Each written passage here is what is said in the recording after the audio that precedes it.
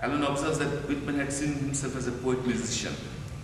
Rabindranath is spectacularly that in his Bengali poems, and had honed his craft in the language for years when he turned to translating the marvelous poems of the 3 collections he used in compiling the English Gitanjali. Now he would draw on his experience as well as his exposure to hymnals and Western poetry to create a unified musical structure and accentuate rhythm and tone to create an atmosphere that was solemn and beautiful. He must have also felt that the use of archaic diction and forms of address such as thou, thee, dost, etc. would play a part in the process. It is easy to demonstrate that the use of repetition and parallel structures of devices such as anaphora, epanaphora, and refrain, in addition to other phonic devices traditionally associated with poetry, are the sources of the solemn music of the English Gitanjali that so overwhelmed the European listeners in the Tagore evening in 1912 and subsequently. As they listened to Rabindranath reciting the poems in sequence, even the most sophisticated of the poet listeners present must have been swept away by translations that had the effect of rhythmical chanting and that induced a mood of the sublime. I'll just quote 2 poems, parts of 2 poems as examples.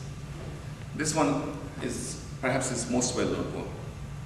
Where the mind is without fear and the head is held high, where knowledge is free, where the world has not broken up into fragments by narrow domestic walls, where words come from the depths of truth, where tireless striving stretches its arms towards perfection, where the clear stream of reason has not lost its way into the dreary desert sands of dead habit, where the mind is led forward by thee into ever-widening thought and action, into the heaven of freedom, my Father, let my country away.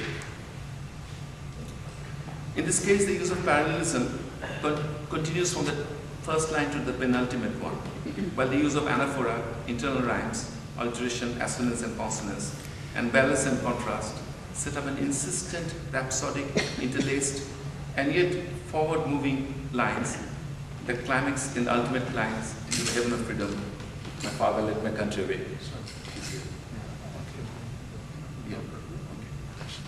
We can also trace the free and forward of the early lines merging into freedom or the climactic line. Images and sounds echo and reinforce each other, creating a harmonious whole that is pleasing visually and satisfying for the auditory imagination. Now, I want to make one other point about the success of the English poems. I'm not going to illustrate them anymore. And that is, and I think this hasn't been noticed at all, that Rabindranath took, as I said before, the English Gitanjali poems from 3 different collections, actually more than 3, but 3 main collections. And when he put them together, it seems to me, because I'm working on the poems now and I'm trying to look at them as closely as I can, it seems to me that he actually put them together with great thought. He must have, of course, but with a few exceptions, like the poem that I read, which really doesn't fit with the rest. But if we eliminate this, if we overlook these exceptions, it seems to me that there is a plot in the English Gitanjali. So let me just talk briefly about that. To outline the plot of the English Gitanjali, in the introductory poems, the poet thanks God for inspiring him continually and for making him spread wings like a glad bird on the flight across the sea.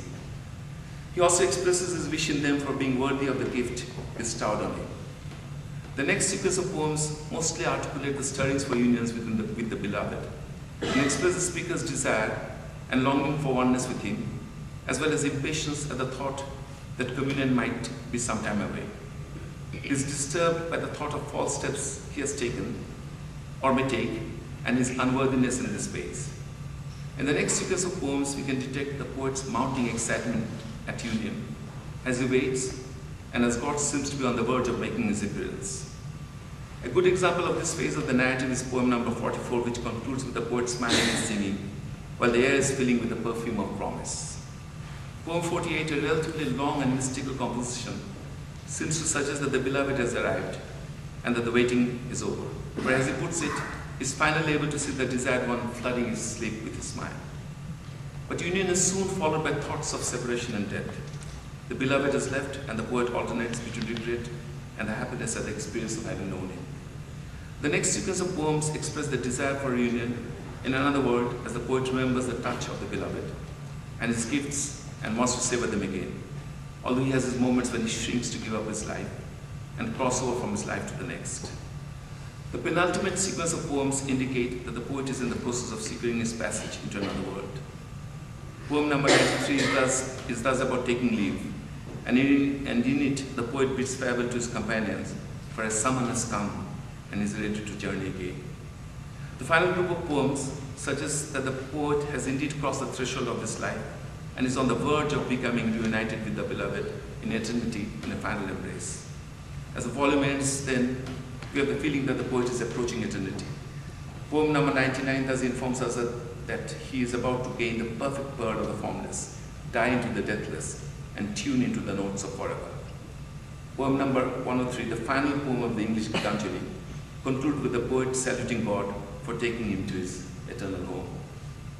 In other words, taken as whole, the English Gitanjali must have struck a reader like Yeats, who has acknowledged that he read the poems obsessively and finished them one after the other in a matter of days, as a spell-binding tale of mystic union. Tagore, the poet translator, must have given considerable thought to assembling the poems in the order that we have them, although to be sure, the poems do not always fit into a neat pattern and at times flow, as Amit Chaudhary has suggested, confusingly into each other. Nevertheless, the motives of journey undertaken for union, once in this world and then in eternity, in a landscape where the spatial metaphors dominate and are reinforced by reiterations of repeated words and symbols, suggesting an elemental ambience as well as the slowly unfolding drama of entry into eternity, lend a unity to the poem that must have been part of its attraction for the first generation of readers. But why did the English Gitanjali translations decline in popularity afterwards and Rabindranath's reputation plummet in the West after scaling unimaginable heights in the second decade of the 20th century? I can only make a few quick points by way of a conclusion.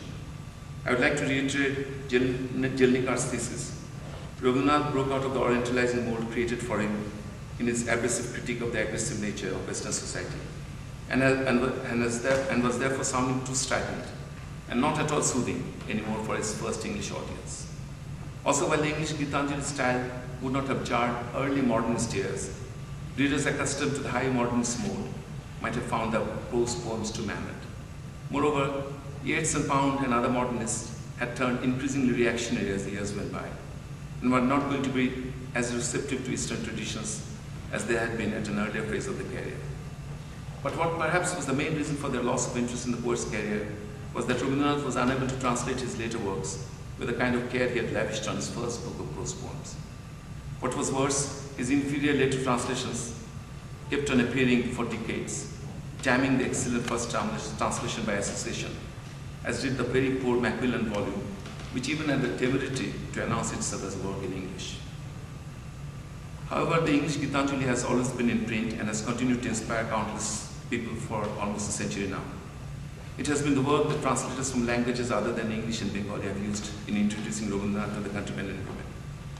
I am aware that there have been many subsequent attempts to translate the volume as a whole, and I myself am in the process of translating some of them for my current project.